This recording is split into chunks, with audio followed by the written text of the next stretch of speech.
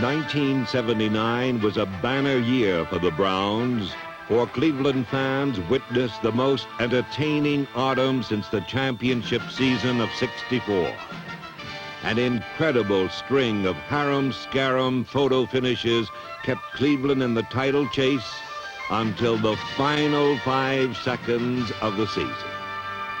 For the Browns brass, the succession of nail-biting, nerve-wracking melodrama was like a Chinese water torture as the team walked a tightrope of tension all year.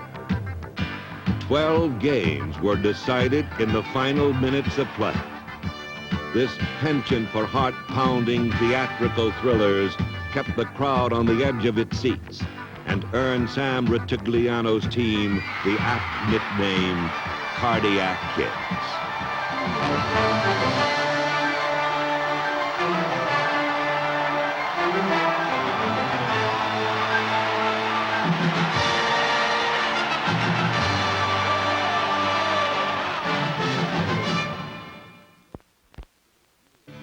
The opener marked the debut of Lyle Alzado. The all-pro defensive end dominated the line of scrimmage against the Jets all afternoon. Number 77's ferocious pass rush was infectious as the Browns bagged Matt Robinson 5 times. Particularly heartwarming was the performance of number 72, Jerry Shirk, who proved his injured knees were ready for the long season ahead. Despite the defensive heroics, it took a field goal with just 4 seconds left to tie the game and send it into sudden death, where Don Cockcroft soon had the chance to win it. 304 yards for Brian Sipe through the air here today. Here comes the field goal unit. They're going to try to win it right now. It's going to be about a 27-yard attempt for Don Cockcroft. Here's the kick. It's up. It's good. The Browns have won the ball game. With 15 seconds remaining, Don Cockcroft kicks the field goal from 27 yards to win it. He kicked the field goal from 35 yards to tie it in regulation play with 4 seconds remaining. The Browns have come from behind in one of the real thrilling football games you'll ever see. The second game was in Kansas City, where led by the running of Greg Pruitt, Cleveland jumped ahead 20-0.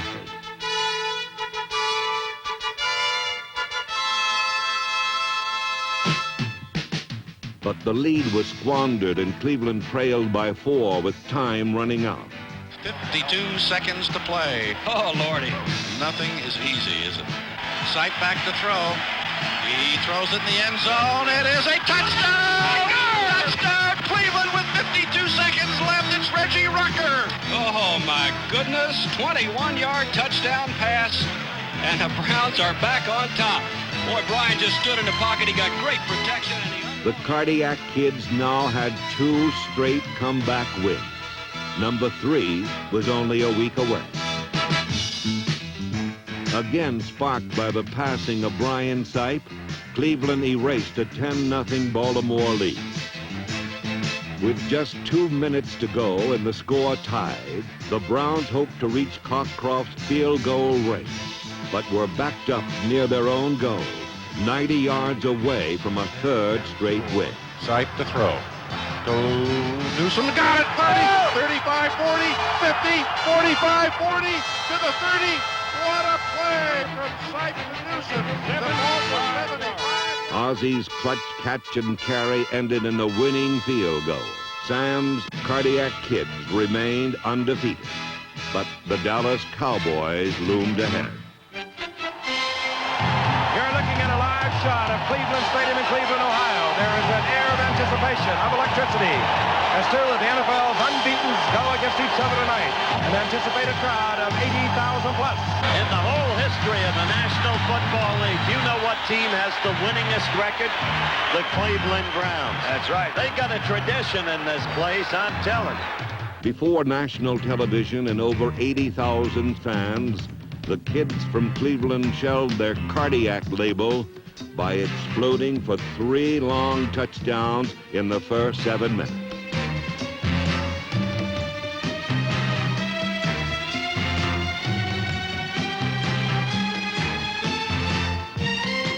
The first quarter fireworks were capped by All-Pro safety Tom Darden, who snapped Roger Staubach's string of 150 passes without a theft.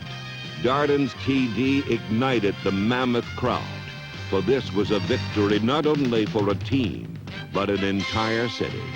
With a record now of 4-0, the Browns rejoiced amid overwhelming cheers. More than any other game, the thrashing of Dallas showed what kind of year was in store for the 79 Browns.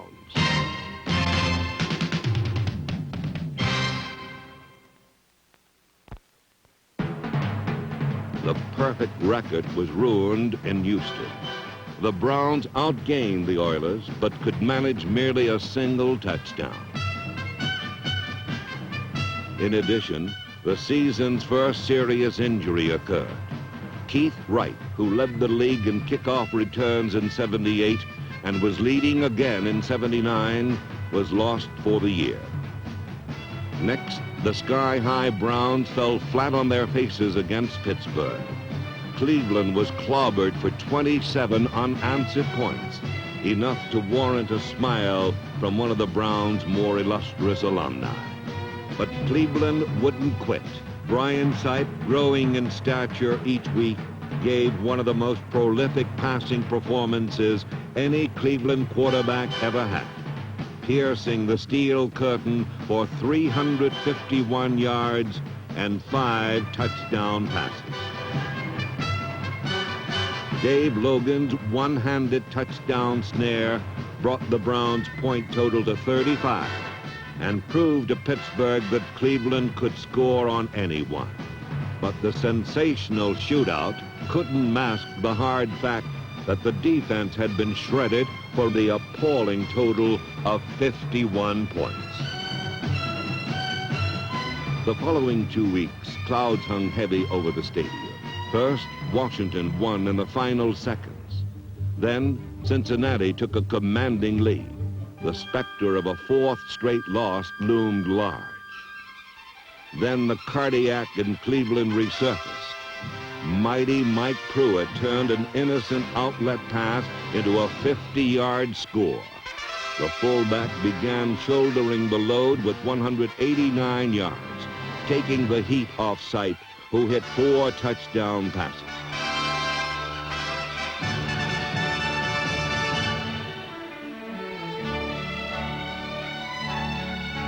The 28-27 victory over arch-rival Cincinnati brought the Browns 1 game behind the Steelers in the Central Division race. The following week on the banks of the Mississippi, the Browns won again, but lost Greg Pruitt for the season with a knee injury.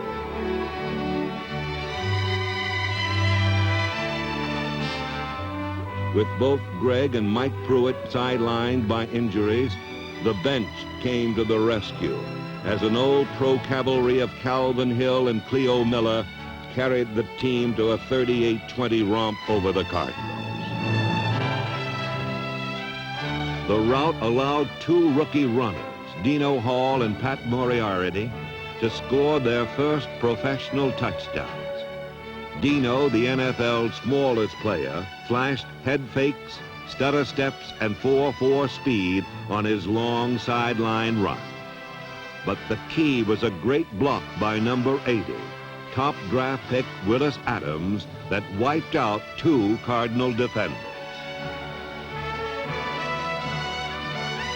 Thanks to their bench, Cleveland had its first breather of the year, and it was now apparent the ground game was no longer built around one man. Next, in Philadelphia, the Browns were backed into the shadows of defeat as the high-flying Eagles controlled the game 19-10 with only 4 minutes remaining. Like the old Saturday matinee serials, the good guys in orange hats arrived just in the nick of time.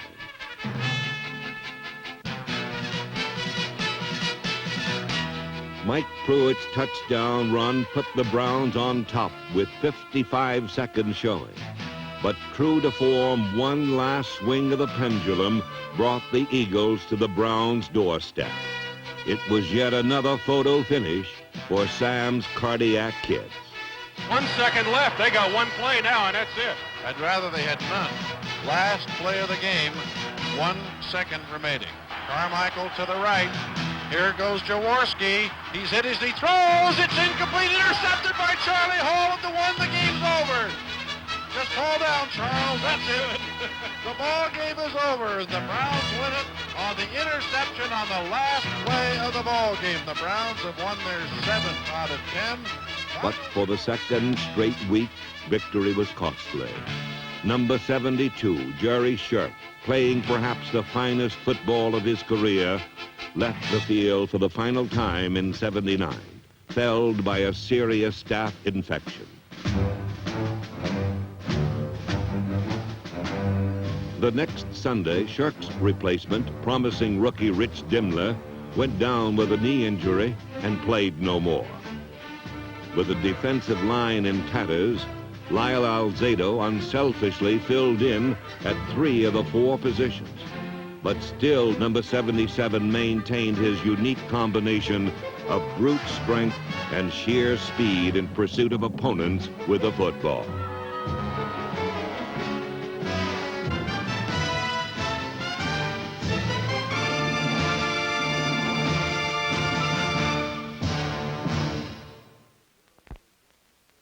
The Browns reflect the personality of their coach, colorful, confident, and warm.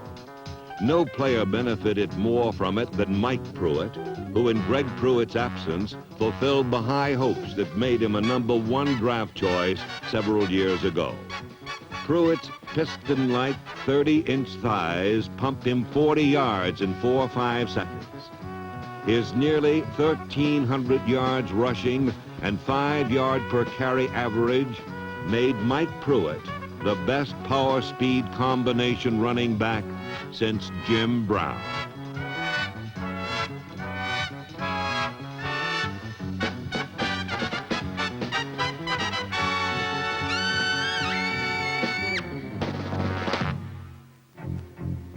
But the year's most dramatic event for Sam and the Browns was the emergence of Brian Sipe from the shadows of obscurity to a position of prominence as one of the elite quarterbacks in the game.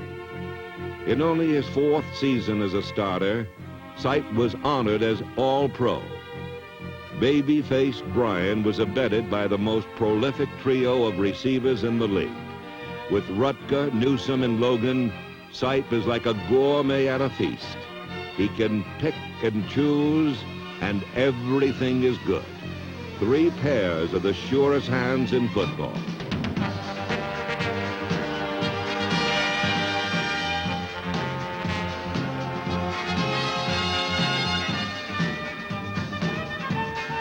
The most spectacular was tight end Ozzie Newsome, on the brink of NFL stardom.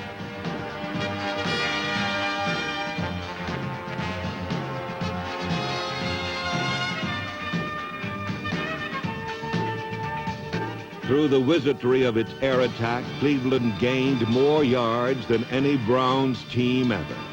The trigger man was Brian Sipe. The target, enemy end zone, as Sipe's squadron of aerial acrobats bombed opponents into submission all season long.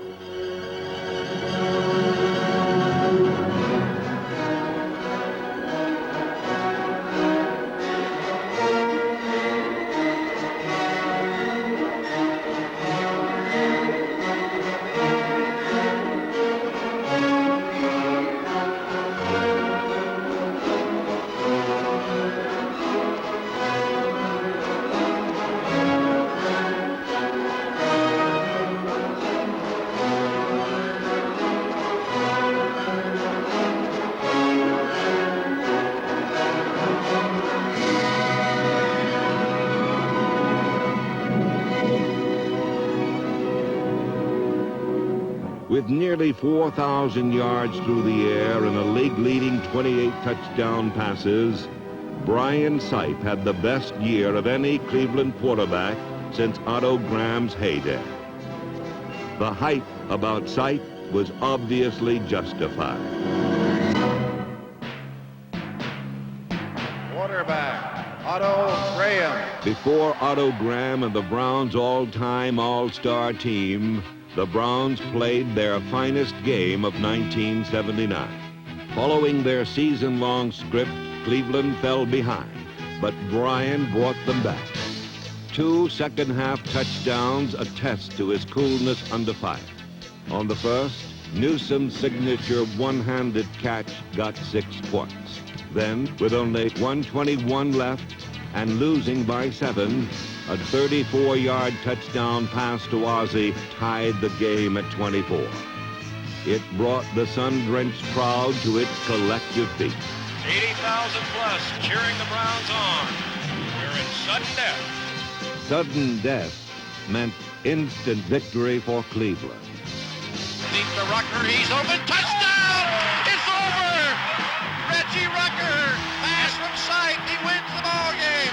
A 39-yard pass give, and that's his 8th reception of the afternoon. The Browns have defeated the Miami Dolphins by a score of 30-24. It took the Browns... An earthquake of emotion erupted on field as the Browns had won their 8th, piling up nearly 500 yards against the NFL's top-ranked defense. Cleveland once again was in the thick of its division race, and with Pittsburgh and then Houston ahead, the opportunity was there to turn the AFC Central upside down. We waited a long time to be involved in a game like this.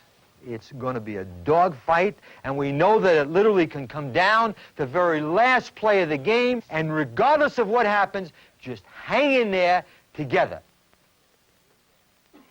And at the end of the day, we would have taken one hell of a giant step. I'm dreaming again. To Pasadena. That's right. Okay, good luck. Let's go. To beat the Steeler jinx, Sam pulled out all stops. Green slot left field. 80 dig X flag. High right lead 126 dig. Red slot left open, close 34 MO. Blue right tight, close peel, double dive 222. Brian, watch your blitz now. There's the dog, there it is. Oh, good, good. Great call! What a great call! What a great call! That's the blitz. Let's hope we score on this one. Sight and the Browns' air attack again showed they could score on anybody, as Cleveland constantly picked up Pittsburgh's blitzes and took a commanding 20-6 lead. There it is, there's the play! Caught it, man, touchdown! Yeah, all right! Good, yeah, good, that helped. Both Sight and Terry Bradshaw were red hot with a dazzling display of passing reminiscent of the old AFL.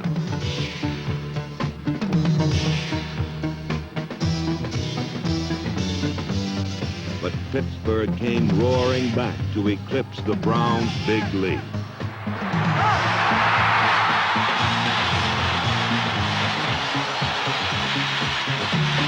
Full coverage, we're in 7. Get out of it. Don't use it again. That's my order. The Steelers tied the score, and the Browns faced their 3rd overtime of the season. Time after overtime, it's no carryover. You have 2, Pittsburgh has 2. Do we get anything to eat? Don't get nothing to eat. Sam's good humor faded as he watched the biggest game of the season slip away. Had him right on the line of scrimmage. Right on the line of scrimmage. The edge had been lost. Pittsburgh got first crack at ending the marathon. Block that son of a gun.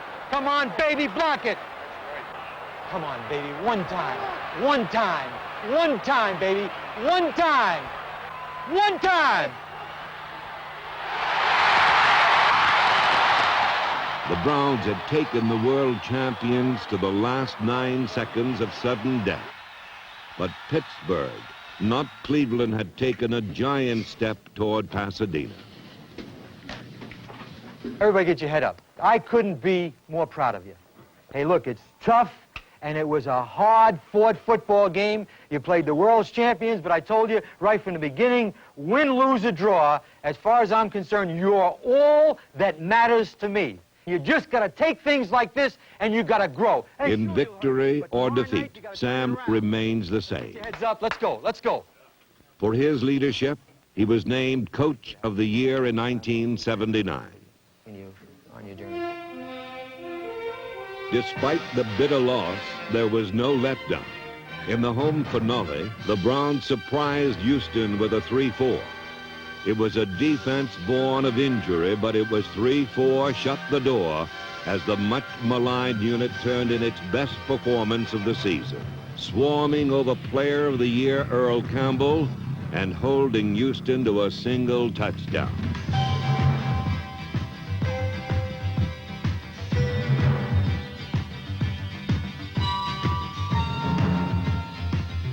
While Campbell had problems navigating the frozen tundra against the sky-high Cleveland defense, the Browns' big blaster Mike Pruitt had none, outrushing Campbell and scoring both his team's touchdowns. Offside to throw against the blitz.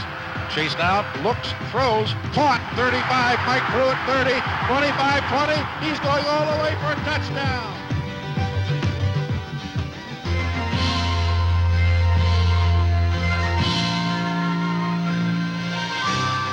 In the most exciting season of the 70s, Cleveland barely missed making the playoffs, but became a genuine title contender in football's toughest division.